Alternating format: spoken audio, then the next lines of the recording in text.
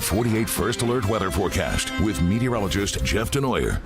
All right, y'all, every weekend I always ask Jeff, hey Jeff, what you doing today? And Jeff's like, I'm doing this, I'm doing that. And I usually respond with, oh, I'm doing nothing. Today I feel validated to sit around and do nothing. So we got rain coming our way, so I think I'm gonna hit the couch, watch some Netflix. Yeah, I mean, I think that's a good plan, you know, and there's nothing wrong with doing that. That's a chill day, right? I do love me a good chill day. I need to be more active like you, Jeff. Oh, no. Trust me, I'm getting too old to be this active. But I will say this, today, if you want to do one of those binge watch TV kind of days, I think today's the day to do it. Because look what's happening in Guntersville, right? We just showed you this beautiful glow, sunrise this morning, and there was some really awesome color across the area. A little purple haze kind of look in Decatur at one point. But in Guntersville, it's raining right now.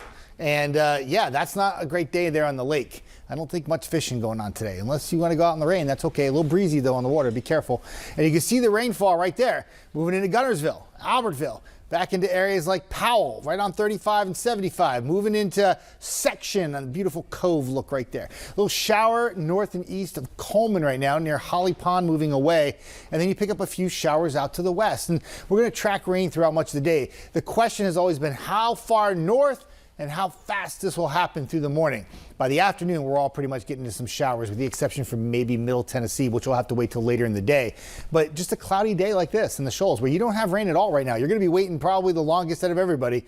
Your temperature sitting at 62. A combination of 50s and 60s this morning. Temperatures not going to move much. Clouds, rain, a little breeze out of the east today. It's going to feel like 60s all day, and the actual air temperature will probably get stuck in the 60s as well. Satellite and radar. This is where there's a little bit in the way of some stronger thunderstorms through Florida. But for our area, and all this rain that you see here from Atlanta to Jackson is mainly just rain. And that's all it is. Low pressure to the coast.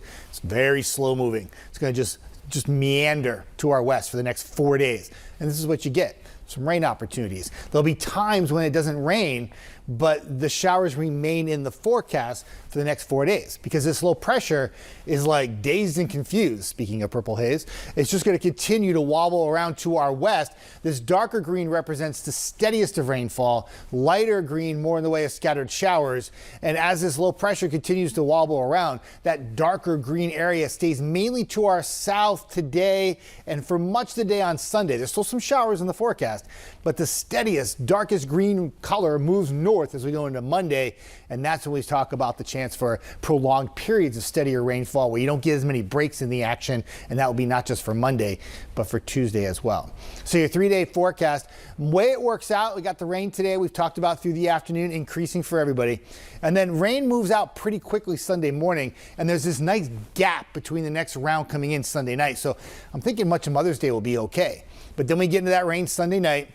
I put rain likely Monday and Tuesday, kept the temperatures in the low to mid 70s, and just a soggy start to the week. Once that low pressure finally gets on out of here on Wednesday, we pop some sunshine. And look what happens to the temperatures. We're focused so much on the rainfall, but there's an outside chance we could have our first 90-degree day of the year in Huntsville by the end of the week. All right, Jeff, thank you.